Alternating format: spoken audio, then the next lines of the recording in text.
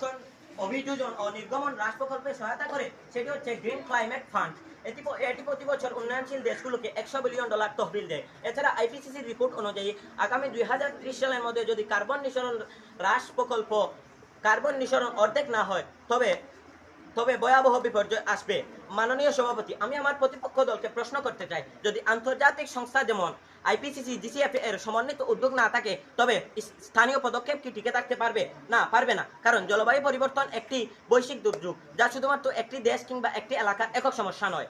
জলবায়ু পরিবর্তন একটি বৈশ্বিক দুর্যোগ, যা সমাধান করতে হলে স্থানীয় উদ্যোগের পাশাপাশি চাই বৃহত্তর রাজনৈতিক সদিচ্ছা, বহুজাতিক প্রতিষ্ঠানগুলোর দায়বদ্ধতা ও আন্তর্জাতিক উদ্যোগ। প্রাক্তন জাতিসংঘের প্রেসিডেন্ট বান কি মুন এর মতে, টেকসই উন্নয়নের চ্যালেঞ্জ মোকাবেলা কোনো একটি দেশ বা কোনো একটি এলাকা একা সমাধান করতে পারবে না। এর জন্য সবাইকে একসাথে কাজ করতে হবে। আমার প্রতিপক্ষ দল বলেছে যে স্থানীয় ও জলবায়ু পরিবর্তনের প্রভাব মোকাবেলা স্থানীয় উদ্যোগই হচ্ছে আবশ্যক। আমরা তাদেরকে জিজ্ঞাসা করতে চাই, স্থানীয় উদ্যোগের মাধ্যমে কি সমুদ্রের সবাইকে